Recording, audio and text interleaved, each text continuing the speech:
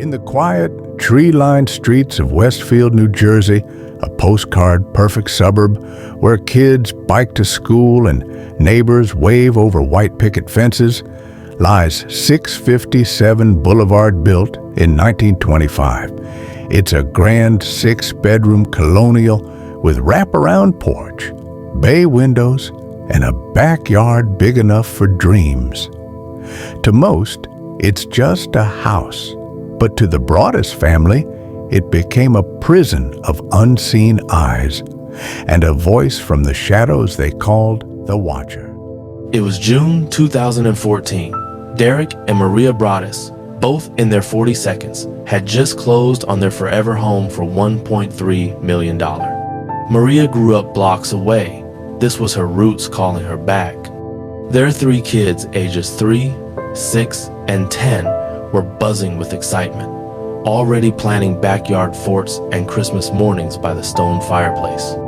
Renovations were underway. New paint, fresh floors, contractors hammering away under the summer sun.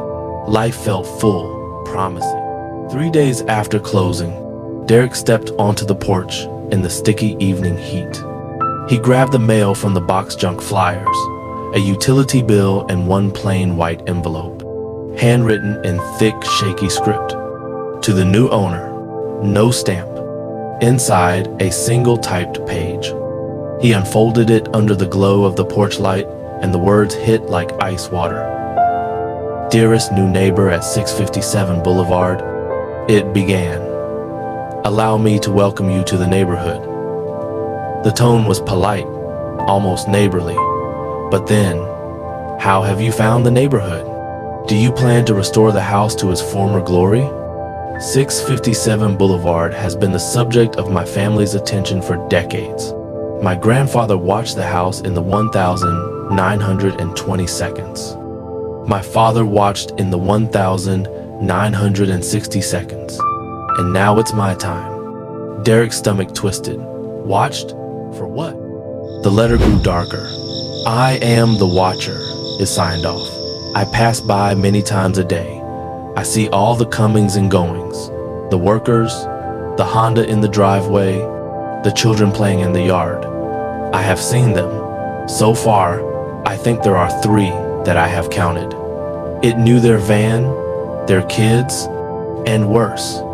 657 Boulevard calls to you with its force within, waiting for you to return its blood. Derek's hands shook as he dialed the police. An officer arrived, read the page, and cursed under his breath. What the hell is this? They dusted for prints, nothing. Suggested moving the ladder propped against the house in case he used it to peer inside. That night, Derek bolted every door, checked every window. Sleep came in fits, the house creaking like it was breathing. The next morning, they emailed the sellers, John and Andrea Woods, who'd lived there 23 years without a whisper of trouble. Andrea confessed. They'd gotten a similar letter years earlier, just before listing the house.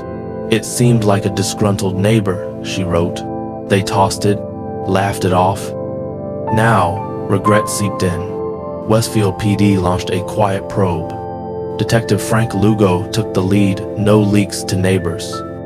They canvassed the block, the chatty couple across the street, the reclusive Langfords next door who'd been there since the 62nds. Everyone seemed too normal.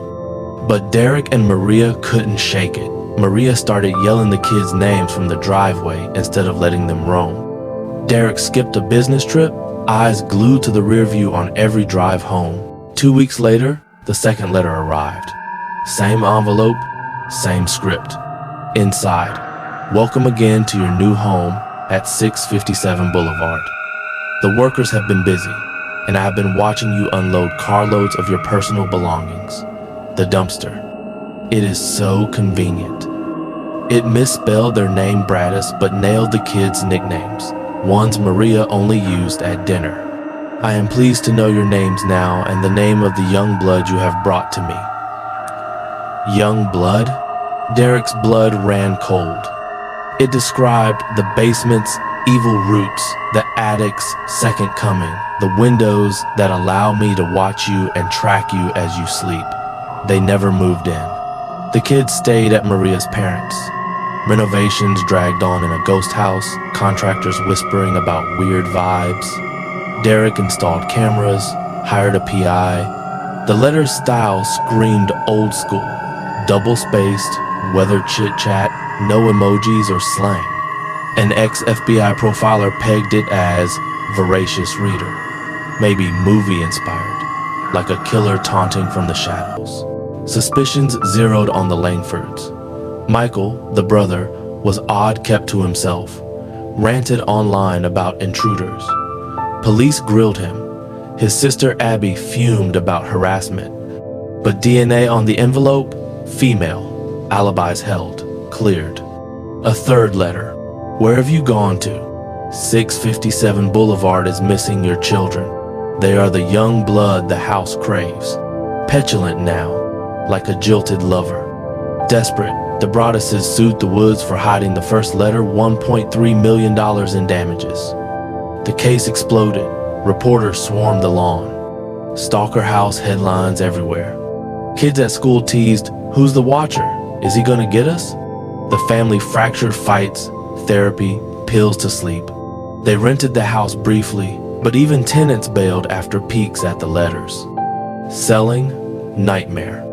Brokers warned of rumors, predator, haunting. Bids vanished.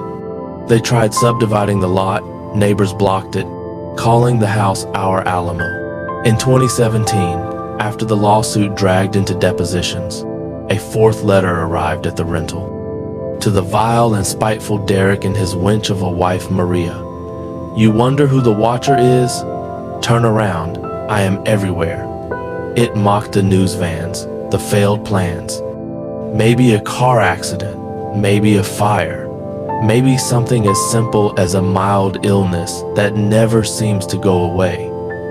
The Broadduses won a settlement enough to cover costs, not the trauma. The house sold in 2019 for less than they paid. Derek still drives by sometimes, heart pounding at the sight of families inside, oblivious. The watcher? Never caught. Letters stopped, but the eyes. They might still linger behind those bay windows, waiting for the next new blood. Westfield sleeps easy now, but 657 Boulevard remembers, and it watches.